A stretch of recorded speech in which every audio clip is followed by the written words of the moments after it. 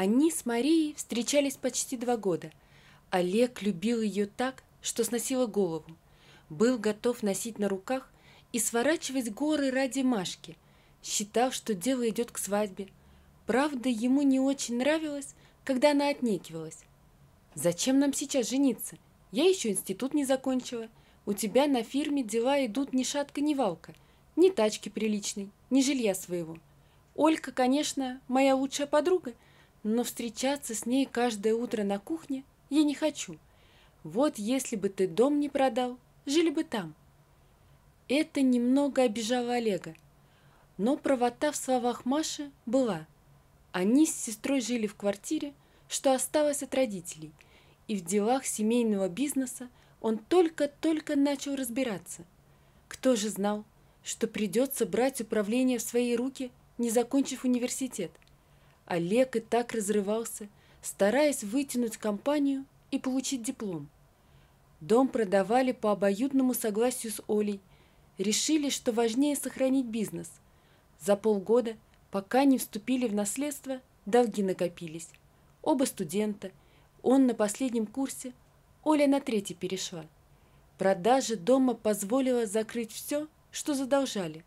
Часть вложить в закупку товара для магазина, и еще подушка безопасности осталась. А Маша считала, что нужно жить здесь и сейчас, а не ждать мифического завтра. Ей хорошо так рассуждать, под крылышком у родителей. А когда вот так, в одночасье, становишься старшим в семье, надеждой и опорой для сестры, начинаешь думать по-другому. Дела наладят, будет и машина хорошая, и дом, и сад. Ничего не предвещало беды. Ждал Машу на остановке у кинотеатра. По телефону договорились сходить на новый фильм. Она сама сказала, чтобы не заезжал за ней. Олег удивился этому. Не любила Маша общественный транспорт.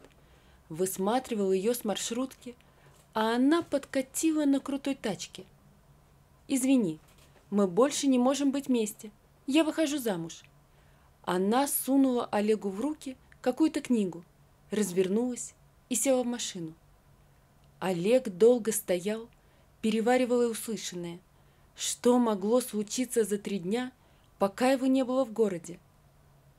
Оля все поняла по лицу Олега. «Уже знаешь?» Молча кивнул.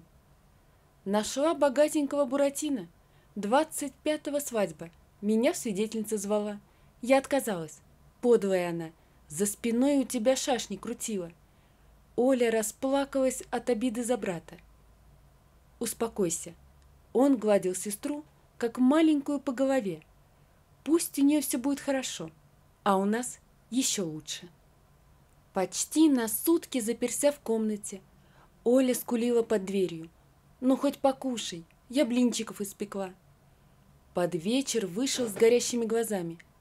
«Собирайся», — велел он сестре. «Что ты задумал?» «Женюсь на первой встречной, которая согласится выйти за меня замуж», — ответил Олег. «Так нельзя», — попыталась образумить его Оля. «Ты не только со своей жизнью играешь». Но все было бесполезно. «Не пойдешь со мной? Пойду один». В парке гуляло много народа. Одна девушка, услышав предложение, покрутила пальцем у виска. Вторая шарахнулась, как от ненормального, а третья, внимательно посмотрев в глаза, согласилась. «И как тебя зовут, красавица?» «Надежда», — ответила избранница. «Нужно отметить помолвку». Олег потащил новую знакомую и сестру в кафе. За столиком возникло неловкое молчание. Оля просто не знала, что говорить. Олега обуревали мысли о мести. Он уже знал, что сделает все, чтобы его свадьба тоже была 25-го. «Наверное, есть серьезная причина, по которой вы сделали предложение незнакомой девушке», нарушила тишину Надя. «Если это спонтанное решение, я не обижусь и уйду». «Нет, вы дали слово. Завтра подаем заявление и идем знакомиться с вашими родителями». Олег подмигнул. «Для начала предлагаю перейти на «ты». Весь месяц до свадьбы Встречались каждый день, разговаривали, изучали друг друга. «Может быть, объяснишь, почему?» – спросила как-то Надя. «У каждого есть скелеты в шкафу», – ушел от ответа Олег. «Главное, чтобы они не мешали жить». «А ты почему согласилась?» Представила себя царевной, которую царь-батюшка за первого встречного замуж выдает. Такие сказки хорошо заканчиваются. Жили они долго и счастливо. Вот, и захотела сама проверить. На самом деле не все так просто было. Большая любовь закончилась разбитым сердцем и потерей, хоть и небольших, но сбережений. Зато научила разбираться в людях. Хлыщей, которые стаями вились около нее, отваживала на раз. Специально Надя того единственного не искала, но точно знала, ей нужен умный и самостоятельный мужчина, способный на поступки. В Олеге она увидела решительность и основательный подход к делу. Если бы он не с сестрой был, а с друзьями, прошла бы мимо, не задумываясь. «И какая ты царевна?» Олег задумчиво смотрел на девушку. «Несмеяна, Василиса Прекрасная или царевна-лягушка?» «Поцелуй, узнаешь», — отшутилась она. Но не было ни поцелуев, ни большего. Олег сам занимался подготовкой к свадьбе. Наде нужно было только выбирать из того, что он предлагал. Даже покупку платья и фаты Олег не доверил никому. «Ты будешь самая красивая», — твердил он. В ЗАГСе, в ожидании торжественной регистрации, пересеклись с Марией и ее женихом. Олег натянул улыбку на лицо. «Разреши тебя поздравить». Он поцеловал свою бывшую в щечку. «Будь счастлива со своим кошельком на ножках». «Не устраивай шоу», — нервно ответила Маша. Она оценивающе смотрела избранницу Олега, статная, красивая, не просто красивая, эффектная девушка, и держится с королевским достоинством. Маша проигрывала по всем статьям.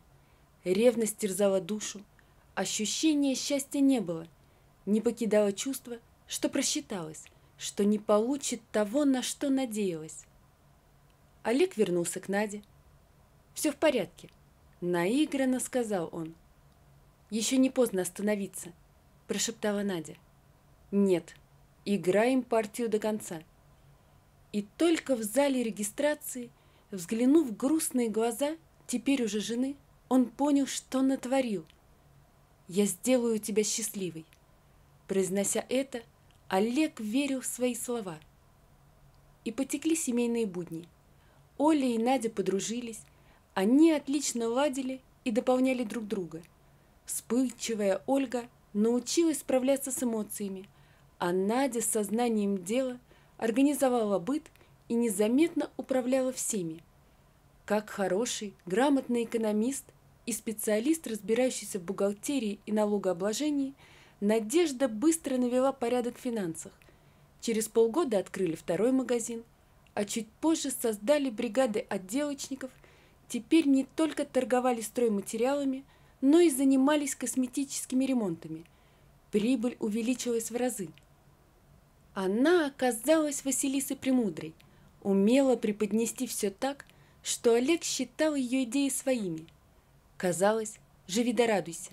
Но Олега тяготило, что нет того пьянящего чувства, которое он испытывал с Машей. Все размеренно, предсказуемо, спокойно. Рутина, думал он, которая засасывает меня как болото. Не люблю я ее, этим все сказано. Стараниями Надежды вышли на новый уровень в бизнесе, занялись строительством коттеджей под ключ и первым построили дом для себя. Чем лучше шли дела, тем чаще Олег вспоминал Марию.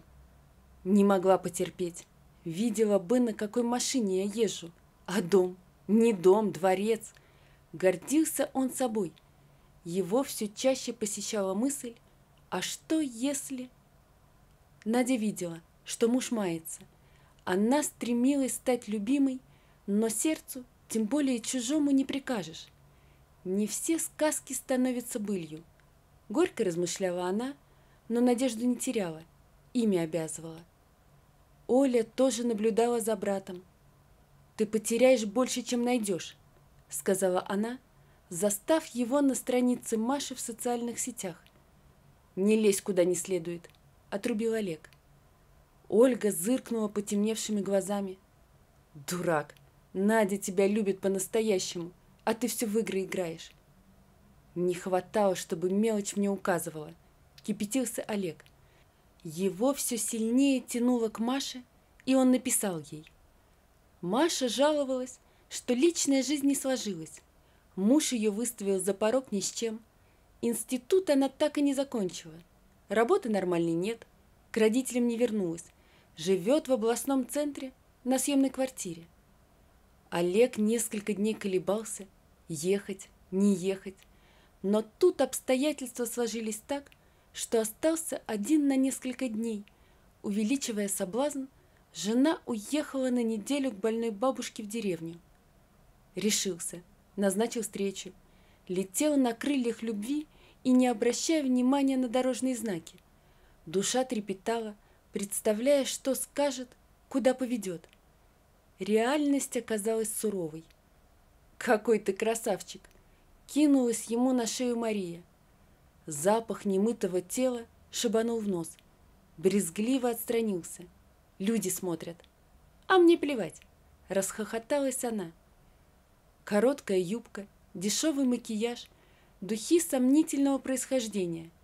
Эта вульгарная особа проигрывала его Надюше во всем. А ведь она и раньше была такой. Как я этого не замечал? Терзался он, глядя, как бывшая любимая накачивается пивом. «Ты мне денег дай, я тебя отблагодарю». Маша игриво облизала губы. Он уже не знал, как отделаться от этой женщины. «Ты извини, у меня дела». Поднялся Олег из-за стола. «Позже встретимся?» «Не думаю». Олег подозвал официанта. «Рассчитайте, пожалуйста». «Я еще хочу посидеть», — законючила Маша. Пусть девушка отдыхает в пределах этой суммы. Довольно большая купюра оказалась в папочке официанта. Молодой человек, понимающий, кивнул. Домой гнал на пределе скорости. Точно дурак, ругал себя Олег. Права Олька, зачем затевал все? Или не зря съездил? А ведь я никогда не называл жену Надюшей. У меня же нет ближе и роднее человека. Он резко затормозил, осознав это. Минут 5 сидел, прокручивая в голове прошедшие со дня свадьбы годы.